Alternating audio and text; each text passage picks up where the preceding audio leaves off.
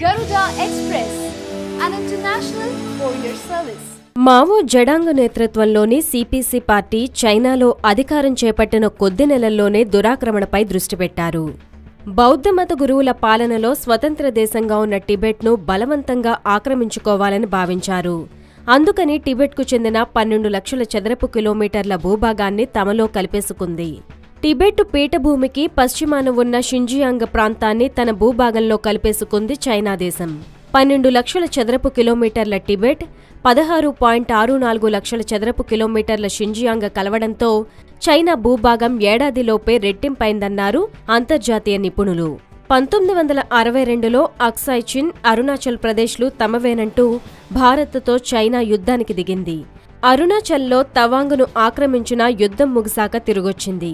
తవాంగ్ నుంచి వెనక్కి తగ్గి మెక్ మెహన్ రేఖను గౌరవిస్తున్నట్లు ప్రకటించిన చైనా 37,224 చదరపు కిలోమీటర్ల విస్తీర్ణం కలిగిన అక్సాయ్ చిన్ను మాత్రం తమ దేశంలో కలిపేసుకుంది.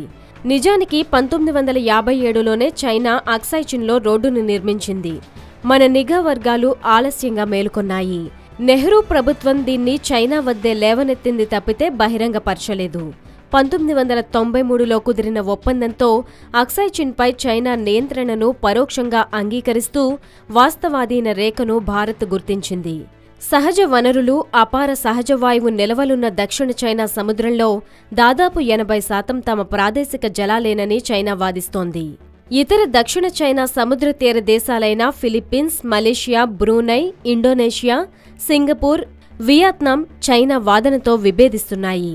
చైనా ఇక్కడ కృత్రిమ దీవులను నిర్మించి సైనిక స్థావరాలుగా ఉపయోగించుకునేందుకు ప్రయత్నిస్తుండటాన్ని అమెరికా, జపాన్ దేశాలు గట్టిగా వ్యతిరేకిస్తున్నాయి.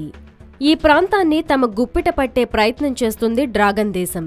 వీటన్నిటిలోనూ చైనా విస్తరణ కాంక్ష ప్రస్ఫుటమవుతుందంటున్నారు ఎక్స్పర్ట్స్.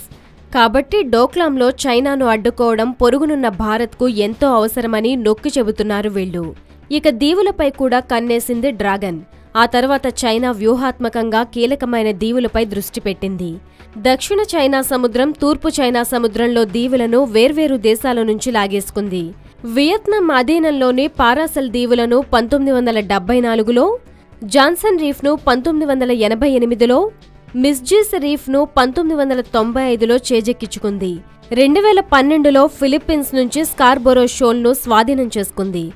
వీటి సమీపంలోకి ఇతర దేశాల నౌకల రాకపోకలను నియంత్రించింది. అయితే 2016లో ఫిలిప్పీన్స్ అధ్యక్షుడు దుతర్తే అమెరికాతో దీర్ఘకాలిక సంబంధాలను తెంచుకుని చైనా పంచన చేరడంతో ఇప్పుడు ఫిలిప్పీన్స్ మత్స్యకారులను అక్కడికి అనుమతిస్తున్నారు. అటు తూర్పు చైనా సముద్రంలో ఉన్న సెంకాకు దీవులు తమవేనంటూ వివాదం చేస్తుంది చైనా. ఈ దీవుల పరిసరాల్లో మత్స్య సంపద సమృద్ధిగా ఉంది.